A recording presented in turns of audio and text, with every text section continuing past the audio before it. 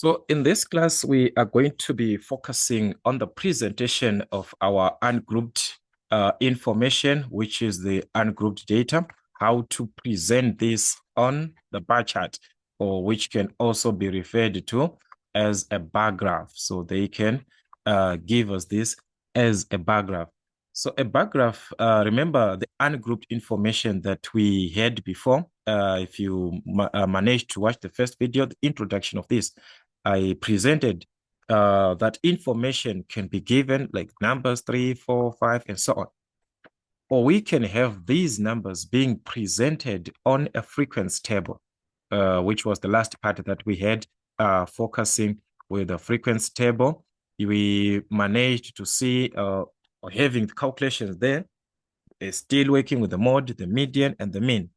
So with that frequency table, they can give us a certain information, the number corresponding to the frequency. So let's say I've got a number here and its corresponding frequency. All right, so just gonna present a few numbers so that we do understand what I'm gonna explain here. This is 1, 2, 3. The corresponding here is 3. This is 5, and this is a 1. These are frequencies given to these numbers. So as we had those calculations, the same information that we had can now be presented on a bar chart or a bar graph. So what is it that we are referring to as the bar chart? A bar chart is showing the vertical and the horizontal axis. So you'll be having your horizontal axis, your vertical axis. But what is important there is this frequency. This is what catches the eye, the frequency of the information. So you'll see that each and every part is going to be represented with a bar corresponding to that frequency. So the frequency is the one that is important. And these bars that you're going to have, they'll be separated equally from each. You'll be seeing this distance. It is going to be the same to another bar, and these bars will be having same width. The bars on their own, they'll be having same width from here to here. The width of this bar is the same as the width of this bar. It will be the same, but this corresponding to the frequency. So what is important is the frequency axis. And these bars, they can also be horizontally presented like this. What is important is they maintain the same characteristic like what we had before. So means if they are horizontally presented, this will be our frequency. We will be having this as our frequency. These bars that we are seeing, they can be presented as lines. They can be presented as lines. This as your frequency, you can present as a straight line. A line, a straight line, provided that the distance is maintained in between here is the same. As long as this is the same, they can be presented as straight lines like this. It's a bar chart. It can be a straight line. So if you choose not to separate the bars, it can be like that. Or someone is asking to say, what if I choose not to separate? The moment you draw the first bar in contact with the vertical axis, this one, which is representing your frequency. The moment you do this, never make a mistake to separate here, because already you have chosen not to separate the first bar with your frequency axis.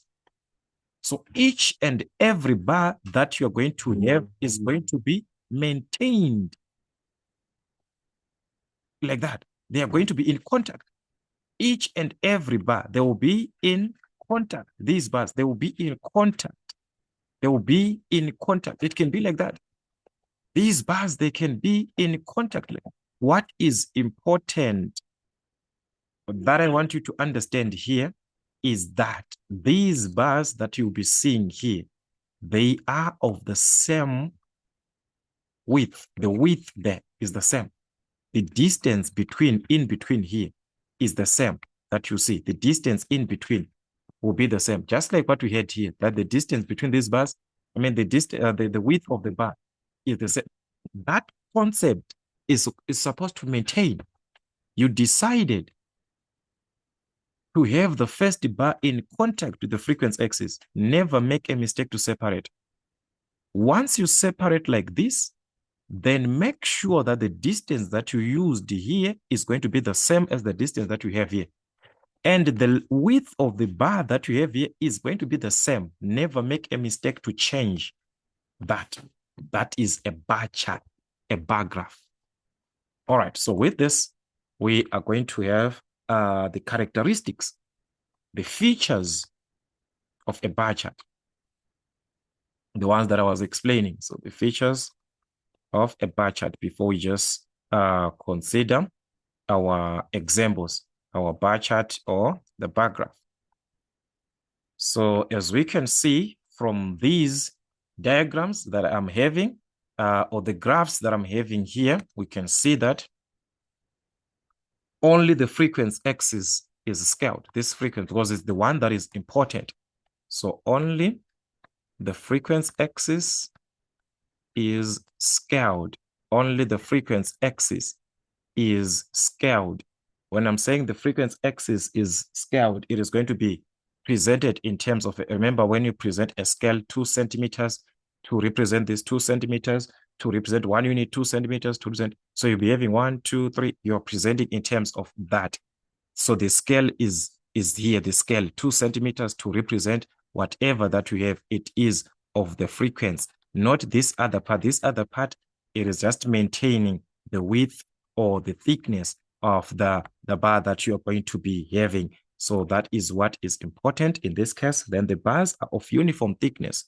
Okay, so the bars are of uniform thickness. The bars are of uniform thickness, meaning to say, as we separate each bars that you have, this thickness of this bar, the thickness, this is the width that we are presenting, and they're evenly spread in that case, and evenly spread, meaning to say, as they are separated from each, they are going to be of the same distance that you have there, meaning that is the most important thing to consider. So the thickness of the bars is insignificant, that one. Okay, then the bar or the diagram can be vertical or horizontal. This is the most important part, that the diagram, which means your presentation of bars, the diagram can be vertical or horizontal. It can be vertical or horizontal. So as we presented here, these are vertical bars. We can have these bars like this, horizontally presented. Even in your exams, they can give you something like that, where the bars are being presented horizontal. So the frequency will be here. So it means the number that is correspond will be the frequency there. So that will be your presentation. That one, let it be a condition that you are given under an exam, not for you to present that way. Present this way that you are used to, or this way, or to use the lines. Like I was saying, you can even use the lines. Then these bars, you can even shed differently. You can even color whatever that you want with the inside. The height is the one that is most important. The height here of the bar is most important in that case, because the height of the bar represents the frequency. So the height of the bars that you are given, or you can present as the length of the bar, that height is important. It is important. Why is this important? It signifies the frequency. This is what catches the eye. It represents the frequency. It represents the frequency. The frequency, the height as it is. So they can give you this being drawn. If they have drawn it for you, it means that is the frequency corresponding there. So you must be able to analyze the information that you're given. Is it that you're given to draw? Present it. So in this case, we're just going to present one or two of these. Let us just say we've got our information here that shows a certain number of group that we are given, and these they are given, they are drink types. Let's say we've got the drink type and the number of customers. Okay, let us just write in short the number of customers. So this information is being presented. We are given the drink type and also the corresponding number of customers. Let's say we've got coffee, which is 4. And we also have, just gonna have a small table here. We also have Maheu, which is 7. We also have tea, which is 3. Then we also have soft drink. Let's say we also have the soft drink, which is 6. Okay, so this is the information that you'll be given. Let's say you're given something like this. That's a frequency table. And you're asked to present this on a bar chart, to represent on a bar chart or on a bar graph. So like I said, what is important is the frequency. The frequency is the number of customers that you're given there. This number of customers, that is our frequency. So you'll be given a certain frequency, maybe 2 centimeters, to represent 1 unit, depending with what you're given. All right, so let's just check 1, 2, 3, 4, 5, 6, 7. We can use that 2 centimeters to represent 1 unit for the frequency. Let's say this is what you're given. You're given 2 centimeters to represent 1 unit. That is to represent 1 unit on the frequency. To represent 1 unit on the frequency axis. On the frequency axis. So it is the one that you be given the frequency, the other you're not given. So meaning to say in each and every 2 centimeters, the box, remember 2 centimeters, this is the box that you're given, 10 small boxes, 10 small boxes represent 2 centimeters. So meaning to say, as this is our frequency, okay, sorry, as this is our frequency, so this is our frequency, which represents what? The frequency is representing the number of customers that we are given there, the number of customers.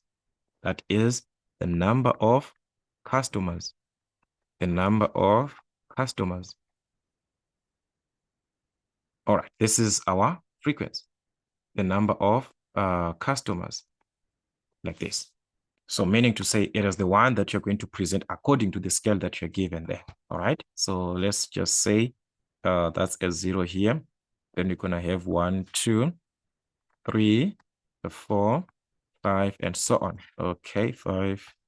Let's say this is 6, 7, 8, depending with the numbers that you're given. This side is not given to any scale. There's no scale there. This side, it is your presentation, that one that I talked about, the separation of the bars, or you choose to have the bar in contact with the frequency. And these bars are of uniform thickness, and they are evenly spread. So if you can consider that, it'll be just easier for you to use a line, okay? Just a straight line. Let's say I choose to separate with this, the whole box here, this whole box as it is. Then I present with a line. I want you to see how it is going to look like. So we can simply present this with a line. All right, so let us just see how it is going to be like.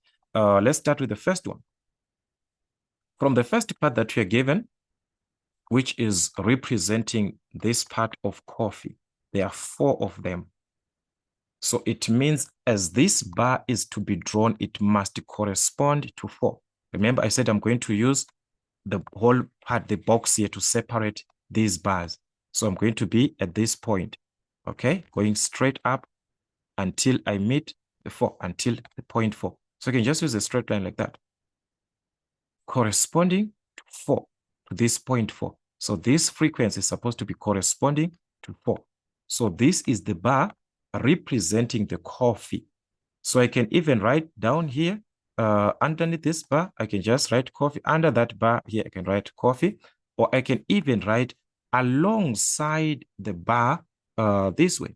All right, let's say we can even present alongside the bar just this way. You're gonna have it like this. So you're just gonna write coffee here alongside the bar. That's a bar chart. So if you decide to use that concept of a bar, let's say you consider a bar, maybe you take 5 boxes like that, you've got your bar like this, you consider, you must separate the same way that you separated. If you consider to say you're going to maintain maybe 5 boxes here, you have your bar like this, 5 boxes, you move 5 boxes, you have another bar that is corresponding after 5 boxes, another bar. It is going to be your own way, but you must maintain that concept.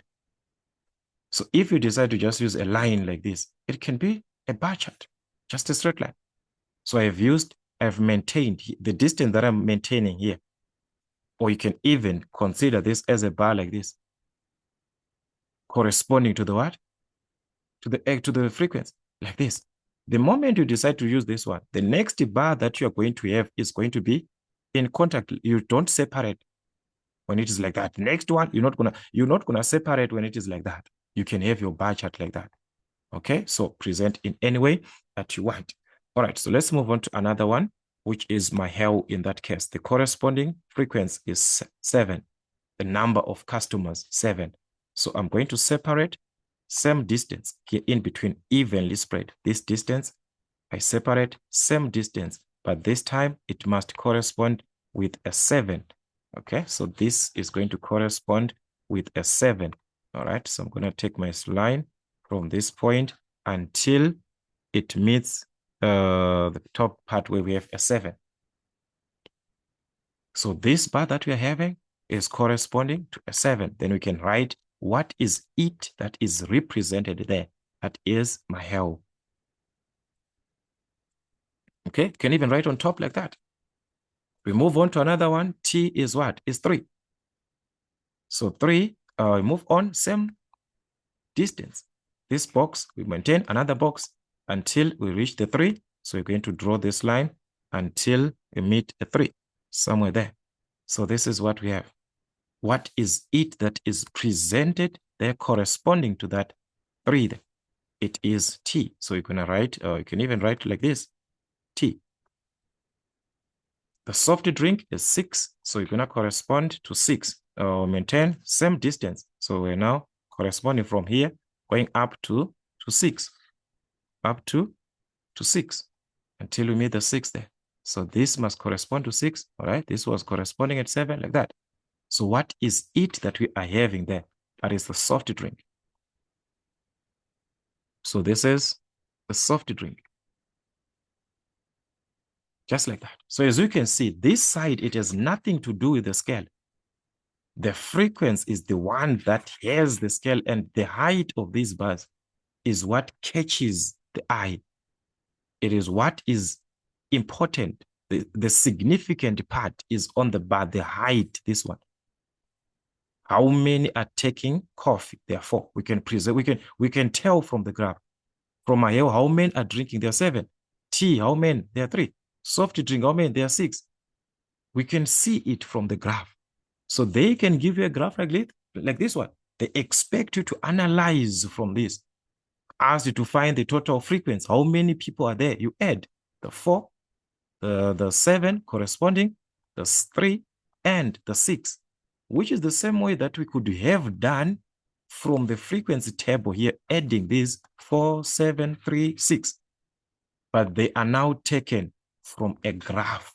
We can see it. We can analyze it from the graph. So this is the part, the axis, which is showing our drink type. Where here we are talking of what? The frequency, the number of customers, which is the 1 up to the scale. So like I said, information differs with what you are given. And from that same information that you'll be given, there can be questions where you'll be asked maybe to even calculate anything from that graph. you must be able to calculate whatever that you'll be given there.